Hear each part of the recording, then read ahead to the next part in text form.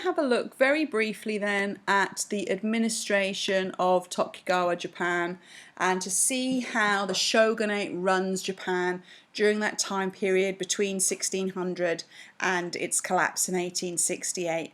Remember that the Tokugawa family controlled the central and northern-ish parts of Honshu, the main island of Japan, and most of their allies came from the kind of north and centre of Japan, where it's the southern lords, those western lords, that will form the basis of the opposition, that sort of outsider clans of the Satsuma and the Choshu, which of course becomes so important after 1853. The bakufu is the term that you can use interchangeably with shogunate, and it's the way that Japan was ruled by the Tokugawa shoguns. So after the Battle of Sekigahara, Tokugawa Ieyasu needed to secure and develop a system by which he could count on the lords that had supported him to remain and loyal in the future. Now, this feudal organisation and arrangement is certainly not unique to Japan. It was the main way that land was managed all across kind of medieval Europe. So it's not unique, and the system is pretty effective.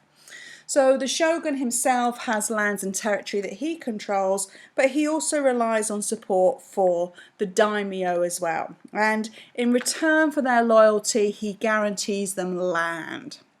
But what does their loyalty entail? As we know, Sankin Kotai is part of it, the 2 or 1 yearly trip, depending on where you live, to Edo, leaving your family hostage when you weren't there.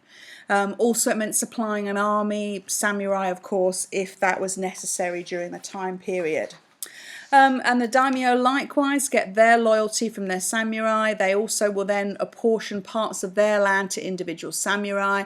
And at the bottom, of course, the peasants who produce the food, they pay their tax in rice, remember, and in return for that they'll get protection and some degree of paternal care. If a dike should break or a cow should die, they would be looked after, not forever, but there would be some type of relief coming from the local samurai and daimyo. So that's really how the feudal structure works, and it's very effective. In terms of a feudal system for Japan as a whole then, this is what it would look like.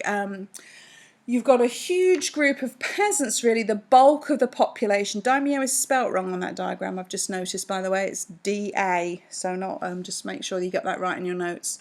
That the peasants, of course, are the bulk of the population there. And remember, of course, the merchants in the Neo-Confucian sort of social outlook are definitely at the bottom of the pile. Now remember, the key difference here between Japan and China when it comes to the emperors and imperial power is that it's kind of unthinkable in Japan that the throne could go to someone else, that the emperor could be replaced. Unlike China, where the emperors serve at the kind of grace of heaven, remember, they're a son of heaven and they have that mandate from heaven, it's not the same in Japan.